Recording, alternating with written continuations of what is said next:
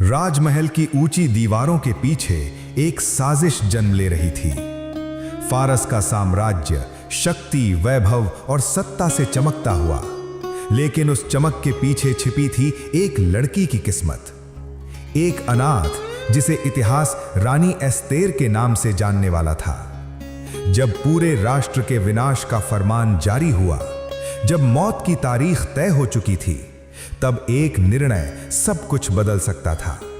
राजा के सामने बिना बुलाए जाना या चुप रहकर अपने लोगों को मरते देखना। उसने डर नहीं चुना, उसने साहस चुना।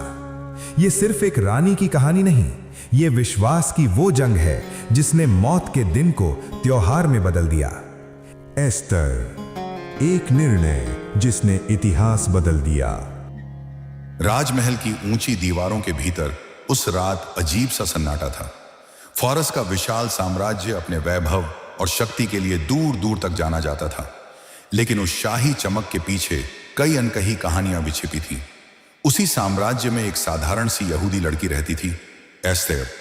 उसका असली नाम हदस्सा था, लेकिन दुनिया अभी उसके भाग्य से अनजान थी। बचपन में ही माता पिता को खो देने के बाद उसके चाचा मोर्दकै ने उसे पाला था। मोर्दकै ने हमेशा उसे सिखाया था कि चाहे हालात कैसे भी हों, विश्वास और धैर्य कभी मत छोड़ना। एस्तेर शांत स्वभाव की थी, लेकिन उसकी आंखों में एक ऐसी गहराई थी जो किसी भी तूफान का सामना कर सकती थी। उसी समय फारस के राजा अहश्वेरोश ने पूरे साम्राज्य में एक भव्य उत्सव रखा। महीनों तक चलने वाले इस उत्सव में ताकत, दौलत और सत्ता का प्रदर्शन किया गया। शराब और संगीत से भरे उस माहौल में राजा को अपनी रानी वश्ती पर गर्व था। लेकिन एक रात जब राजा ने नशे में अपने मंत्रियों के सामने रानी को बुलाने का आदेश दिया, तो वश्ती ने आने से मना कर दिया। यह इनकार पूरे दरबार में बिजली की तरह फैल गया। मंत्रियों ने इसे राजा की बेइज्जती बताया और सलाह दी कि वश्ती को रानी के पद से हटा दिया जाए, ताकि बाकी औरतें भी ऐसा साहस न करें। राजा ने गुस्से में आकर वही किया। महल की कहानी ने अचानक नया मोड़ ले लिया। अब साम्राज्य को नई रानी की तलाश थी। राज्य के हर कोने से सुंदर युवतियों को महल में लाया जाने लगा। यह एक भव्य चयन था, जिसमें सुंदरता, शिष्टाचार और आकर्षण सब कुछ परखा जाना था। मोर्दकै ने एस्थेर को भी इसमें भाग लेने के लिए समझाया। एस्थेर को डर था, वह राजमहल की राजनीति से अनजान थी, लेकिन मोर्दकै ने कहा, कभी कभी ईश्वर हमें वहां ले जाता है जहां हम खुद जाने की हिम्मत नहीं करते। एस्थेर महल पहुंच गई, लेकिन उसने अपनी यहूदी पहचान किसी को नहीं बताई, जैसा कि मोर्दकै ने सलाह दी थी। महल में महीनों तक तैयारियां चलती रहीं। सुगंधित तेल, शाही वस्त्र, नियम और अनुशासन, सब कुछ नया था। दूसरी लड़कियां प्रतिस्पर्धा में लगी थीं, लेकिन एस्थेर चुपचाप सब देखती और सीखती रही। उसकी विनम्रता और सादगी ने महल के अधिकारी हेगे को प्रभावित किया, जिसने उसके लिए खास ध्यान रखना शुरू किया। हर रात कोई ना कोई लड़की राजा के सामने प्रस्तुत की जाती और अगली सुबह उसका भाग्य तय होता। एस्थेर की बारी जब आई, तो वह डर और विश्वास दोनों के साथ राजा के सामने गई। राजा ने जैसे ही उसे देखा, उसकी नजर ठहर गई। एस्थेर में कुछ अलग था, केवल सुंदरता नहीं, बल्कि एक शांत शक्ति। राजा ने उसे बाकी सभी से अधिक पसंद किया और उसे नई रानी घोषित कर दिया। पूरे साम्राज्य में उत्सव मनाया गया, लेकिन एस्थेर के दिल में एक सवाल था, क्या यह सिर्फ भाग्य है या इसके पीछे कोई बड़ा उद्देश्य छिपा है? मोर्दकै अक्सर महल के दरवाजे पर बैठा रहता ताकि एस्थेर की खबर ले सके। एक दिन उसने 2 शाही अधिकारियों को राजा के खिलाफ साजिश करते हुए सुना। वे राजा को मारना चाहते थे। मोर्दकै ने तुरंत यह बात एस्थेर तक पहुंचाई और एस्थेर ने राजा को खबर दी, लेकिन उसका नाम लेने के बजाय मोर्दकै का नाम बताया। जांच हुई, साजिश सच निकली और दोनों अधिकारियों को सजा दी गई। यह घटना शाही रिकॉर्ड में लिख दी गई, लेकिन उस समय किसी ने मोर्दकै को कोई बड़ा सम्मान नहीं दिया। कहानी आगे बढ़ती रही, जैसे यह एक छोटा सा पल था, लेकिन किस्मत इसे भूलने वाली नहीं थी। इसी बीच दरबार में एक नया व्यक्ति उभरा, हामान। राजा ने उसे ऊंचा पद दिया और सभी को आदेश दिया गया कि जब भी हामान निकले, लोग झुककर उसे सम्मान दें। सब झुकते थे, लेकिन मोर्दकै नहीं। उसने कहा, मैं केवल अपने परमेश्वर के सामने झुकता हूं। यह बात हामान के अहंकार को चुभ गई। उसका गुस्सा केवल मोर्दकै तक सीमित नहीं रहा, उसने पूरे यहूदी समुदाय के खिलाफ बदला लेने की योजना बना ली। हामान ने राजा को चालाकी से समझाया कि साम्राज्य में एक ऐसा समूह है जो राजा ज्ञान नहीं मानता और उन्हें खत्म कर देना चाहिए। उसने राजा से आदेश लिखवा लिया। एक दिन तय किया गया जब पूरे साम्राज्य में यहूदियों का विनाश किया जाना था। फरमान मुहर लगाकर हर प्रांत में भेज दिया गया। खबर आग की तरह फैल गई। शहरों में डर छा गया। मोर्दकै ने शोक के कपड़े पहन लिए और रोते हुए महल के बाहर बैठ गया। जब यह खबर एस्थेर तक पहुंची तो वह अंदर से हिल गई। उसने मोर्दकै से संदेश भेजा कि वह इतना शोक क्यों कर रहा है। मोर्दकै ने पूरा सच बताया और कहा कि अब वही एक उम्मीद है, लेकिन समस्या यह थी कि बिना बुलाए राजा के सामने जाना मौत के बराबर था। अगर राजा अपना राजदंड न बढ़ाए तो व्यक्ति को तुरंत मार दिया जाता था। एस्थेर डर गई। उसने संदेश भेजा, मुझे 30 दिन से राजा ने नहीं बुलाया, मैं कैसे जाऊं? मोर्दकै का जवाब कठोर लेकिन सच्चा था। मत सोचो कि महल में रहकर तुम बच जाओगी। अगर तुम चुप रही तो मदद कहीं और से आएगी, लेकिन शायद तुम इसी समय के लिए रानी बनाई गई हो। ये शब्द एस्थेर के दिल में उतर गए। उसने समझ लिया कि अब यह सिर्फ उसकी जिंदगी का सवाल नहीं रहा, पूरा समुदाय दांव पर था। एस्थेर ने फैसला लिया। उसने संदेश भेजा, सभी यहूदियों से कहो कि 3 दिन तक उपवास करें। मैं भी ऐसा ही करूंगी। उसके बाद मैं राजा के पास जाऊंगी और यदि मुझे मरना भी पड़ा तो मैं मर जाऊंगी। उसकी आंखों में डर था, लेकिन उसे बड़ा था विश्वास। महल की रातें अब और भारी हो गईं। हर पल जैसे किसी बड़े तूफान के आने की आहट दे रहा था। तीसरे दिन जब सूरज उगा, एस्थेर ने रानी के वस्त्र पहने। उसने गहरी सांस ली और शाही दरबार की ओर कदम बढ़ाए।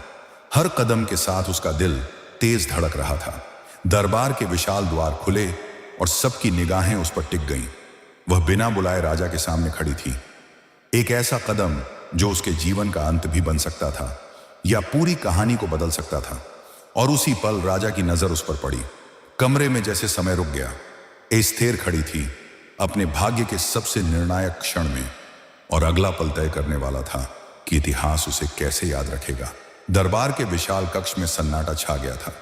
रानी एस्थेर राजसी वस्त्रों में खड़ी थी, लेकिन उसके भीतर तूफान चल रहा था। बिना बुलाए राजा के सामने आना मौत को निमंत्रण देने जैसा था। हर दरबारी की सांस जैसे थम गई थी। क्या राजा क्रोधित होगा? क्या रानी की यही अंतिम घड़ी है? कुछ पल ऐसे बीते जैसे समय रुक गया हो। फिर अचानक राजा के चेहरे पर कठोरता की जगह कोमलता आ गई। उसने अपने हाथ में पकड़ा स्वर्ण राजदंड एस्थेर की ओर बढ़ा दिया। राहत की लहर एस्थेर के भीतर दौड़ गई। वह आगे बढ़ी और दंड को छूकर सम्मान प्रकट किया। उसकी जान बच चुकी थी, लेकिन असली परीक्षा अब शुरू होने वाली थी। राजा ने मुस्कुराकर पूछा, रानी एस्थेर, तुम्हारी क्या इच्छा है? आधा राज्य भी मांगोगी तो दे दिया जाएगा। दरबार में सबकी निगाहें उसी पर थीं। यह मौका था सच कह देने का। लेकिन एस्थेर ने अपने दिल की धड़कनों को काबू में रखते हुए शांति से कहा, महाराज, यदि आपको उचित लगे तो आज आप और हामान मेरे द्वारा तैयार किए गए एक भोज में पधारें। राजा ने तुरंत सहमति दे दी। हामान, जो वहीं मौजूद था, अपने आप को और भी सम्मानित महसूस करने लगा। उसे लगा कि रानी ने विशेष रूप से उसे बुलाकर उसकी शक्ति को स्वीकार किया है। उस शाम महल में भव्य भोज तैयार हुआ। सुनहरे दीपक, महकते व्यंजन और धीमा संगीत, सब कुछ शाही था। राजा प्रसन्न था और हामान गर्व से भरा बैठा था। भोज के दौरान राजा ने फिर पूछा, रानी, अब तो बताओ, तुम्हारी इच्छा क्या है? एस्थेर ने शांत स्वर में कहा, महाराज, यदि आप कृपा करें तो कल फिर एक भोज में आए, तब मैं अपनी बात कहूंगी। राजा ने हंसते हुए हामी भर दी। हामान और भी खुश हो गया। उसे लगा कि अब वह दरबार में सबसे विशेष व्यक्ति बन चुका है। भोज खत्म होने के बाद हामान महल से बाहर निकला। उसका सीना गर्व से चौड़ा था, लेकिन जैसे ही उसकी नजर महल के द्वार पर बैठे मोर्दकै पर पड़ी, उसका चेहरा गुस्से से लाल हो गया। मोर्दकै ने फिर उसकी ओर झुककर प्रणाम नहीं किया। हामान के भीतर की आग भड़क उठी। घर पहुंचते ही उसने अपनी पत्नी और मित्रों को बुलाया और घमंड से अपनी शक्ति, धन और सम्मान की बातें करने लगा। लेकिन अंत में उसने दांत भींचकर कहा, जब तक वह मोर्दकै जीवित है मुझे कोई खुशी नहीं। उसकी पत्नी ने सलाह दी, 50 हाथ ऊंचा फांसी का खंभा बनवाओ और सुबह राजा से कहकर मोर्दकै को उसी पर लटका दो। यह विचार हामान को पसंद आया। उसी रात उसने खंभा तैयार करने का आदेश दे दिया। उसी रात जब महल सो रहा था, राजा की नींद अचानक टूट गई। नींद न आने पर उसने आदेश दिया कि राज्य के इतिहास की किताब पढ़कर सुनाई जाए। सेवक किताब लाए और पढ़ने लगे। संयोग से वही घटना सामने आई जिसमें मोर्दकै ने राजा की जान बचाई थी। राजा ने चौंक कर पूछा, इसके लिए मोर्दकै को क्या सम्मान दिया गया? सेवकों ने जवाब दिया, कुछ भी नहीं महाराज। राजा सोच में पड़ गया। उसे लगा कि यह अन्याय है। सुबह होते ही हामान दरबार में पहुंचा। वह मोर्दकै को फांसी देने की अनुमति मांगने आया था, लेकिन राजा ने पहले ही उसे बुला लिया और पूछा, अगर राजा किसी व्यक्ति को विशेष सम्मान देना चाहे तो क्या किया जाए? हामान ने सोचा कि यह सम्मान निश्चित ही उसे मिलने वाला है।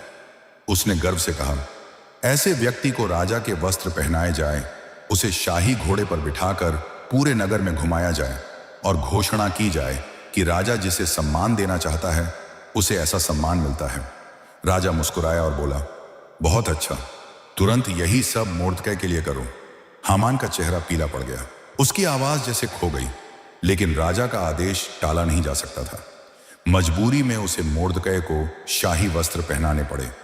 उसे घोड़े पर बैठाकर नगर में घुमाना पड़ा और ऊंची आवाज में घोषणा करनी पड़ी। लोग यह दृश्य देखकर हैरान थे। वही हामान जो घमंड से भरा रहता था, अब उस व्यक्ति का सम्मान कर रहा था जिससे वह नफरत करता था। मोर्दकै शांत था, जैसे उसे यह सब महत्वहीन लगता हो। उसका विश्वास सत्ता से बड़ा था। उस शाम हामान भारी मन से रानी एस्थेर के दूसरे भोज में पहुंचा। उसके चेहरे पर मुस्कान थी, लेकिन अंदर भय पनप रहा था। भोज शुरू हुआ और कुछ देर बाद राजा ने फिर पूछा, रानी, अब बताओ तुम्हारी इच्छा क्या है? इस बार एस्थेर ने गहरी सांस ली। उसकी आवाज हल्की कांपी, लेकिन शब्द स्पष्ट थे। महाराज, यदि मुझ पर कृपा हो तो मेरी और मेरे लोगों की जान बख्श दी जाए, क्योंकि हमें नष्ट करने का आदेश दिया गया है। राजा का चेहरा बदल गया। उसने गुस्से से पूछा, कौन है वह जिसने ऐसा करने की हिम्मत की? एस्थेर ने सीधे हामान की ओर देखा और कहा, वही हमारा शत्रु है, यह दुष्ट हामान। कमरे में अचानक सन्नाटा छा गया। हामान का शरीर कांपने लगा।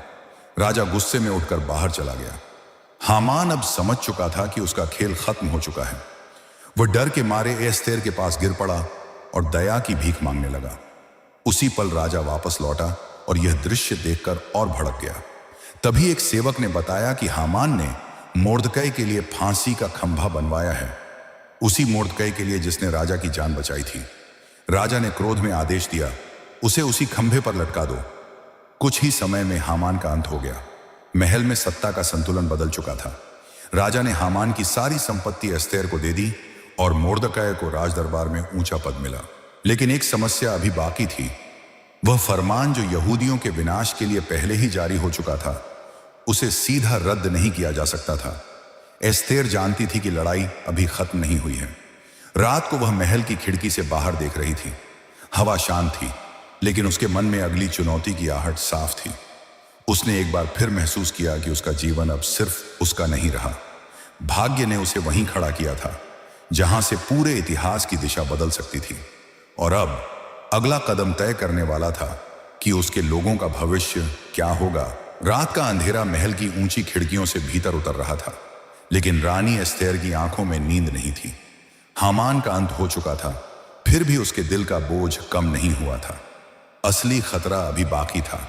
वह शाही फरमान जिस पर राजा की मुहर लग चुकी थी और जिसके अनुसार एक तय दिन पर पूरे साम्राज्य में यहूदियों को मार डाला जाना था।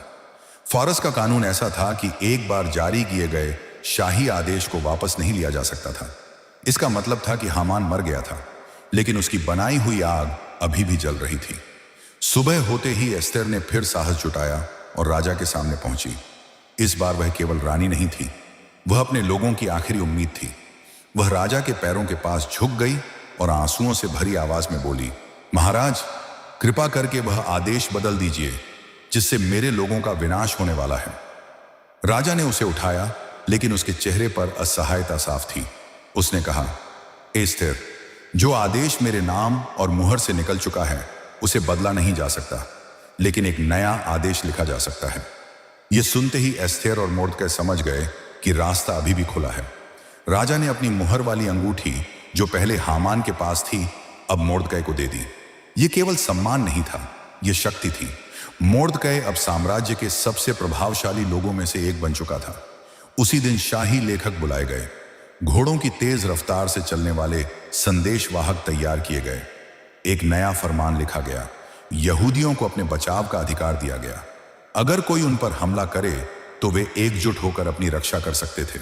संदेश पूरे साम्राज्य में भेजे गए, भारत से लेकर इथियोपिया तक फैले 137 प्रांतों में।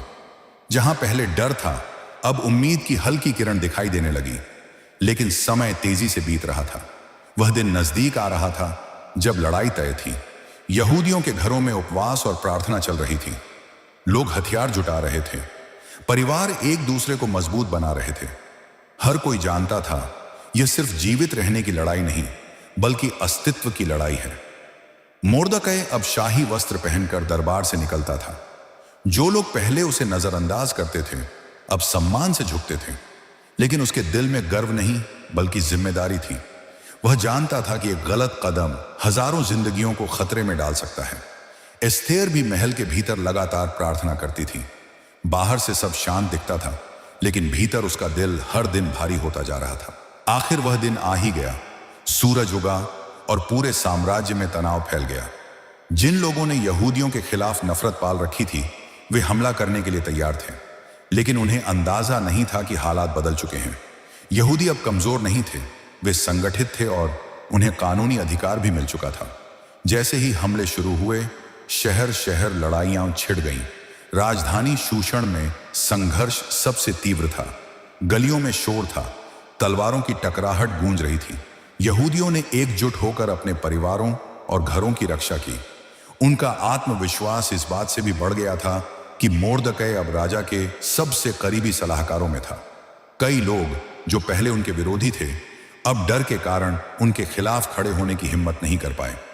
दिन के अंत तक हालात पूरी तरह बदल चुके थे। जिन लोगों ने यहूदियों को कमजोर समझा था, वे हार गए। शूषण में हामान के 10 बेटे भी मारे गए। खबर महल तक पहुंची। राजा ने एस्थेर से पूछा, रानी, और क्या चाहती हो?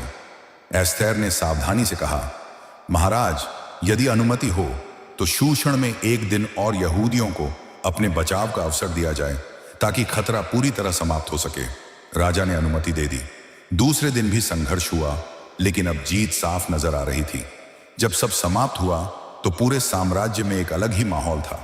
जहां पहले शोक और डर था, अब राहत और खुशी थी। लोग एक दूसरे को गले लगा रहे थे, भोजन बांट रहे थे। यह सिर्फ जीत नहीं थी, यह चमत्कार जैसा था। कुछ ही समय पहले वे विनाश के कगार पर थे और अब जीवित थे। मोर्दकै और एस्थेर ने मिलकर एक नया निर्णय लिया।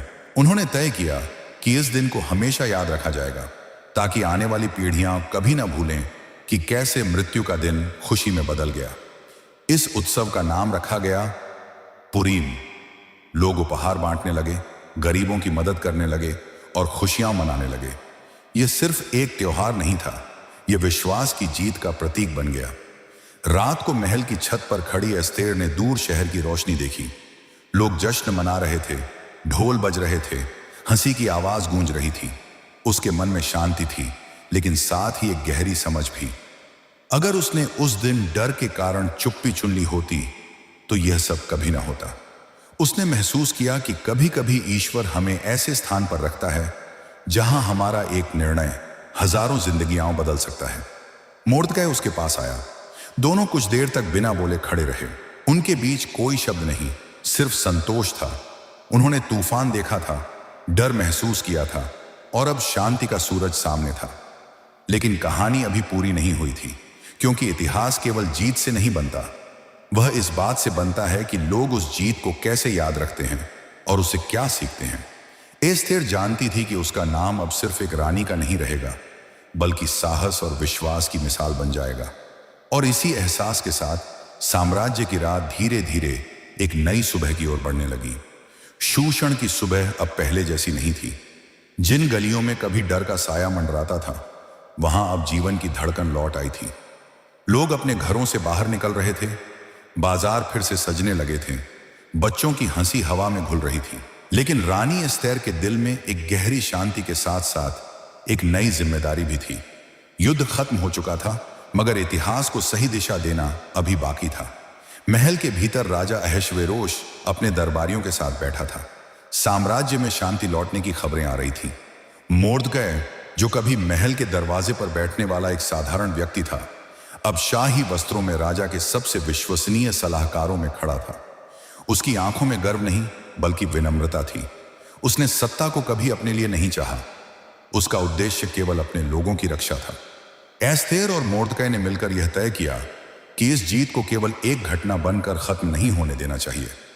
उन्होंने राज्य के हर प्रांत में पत्र भेजे जिसमें लोगों को आदेश नहीं बल्कि याद दिलाया गया कैसे विनाश का दिन आनंद में बदल गया, कैसे डर की रात के बाद आशा की सुबह आई।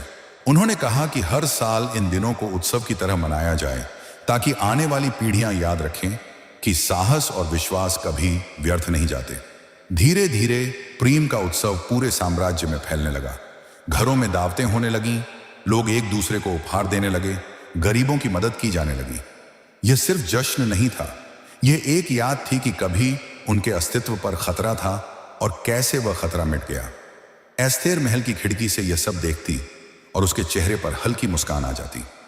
उसने महसूस किया कि उसकी कहानी अब सिर्फ उसकी नहीं रही। वह हजारों दिलों की उम्मीद बन चुकी थी, लेकिन हर जीत कुछ सवाल भी छोड़ जाती है।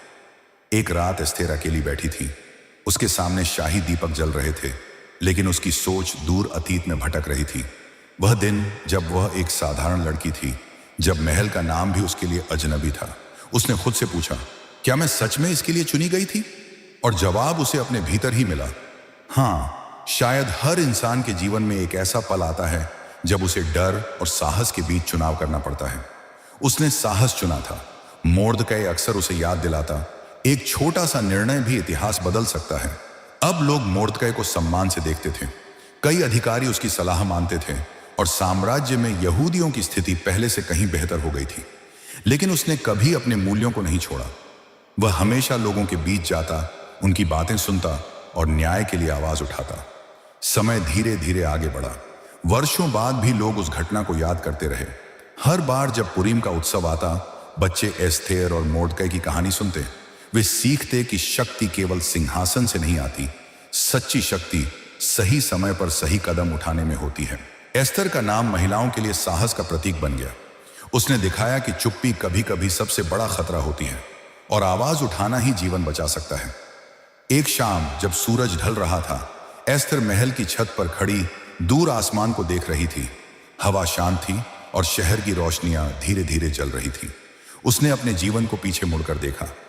अनाथ बचपन, राजमहल की अनजानी राहें, डर, संघर्ष और अंत में विजय। उसे एहसास हुआ कि उसकी कहानी किसी युद्ध की नहीं बल्कि विश्वास की कहानी थी। राजा भी अब उसे पहले से अलग नजर से देखता था। वह जानता था कि उसकी रानी केवल सुंदरता का प्रतीक नहीं बल्कि बुद्धि और साहस की मिसाल है।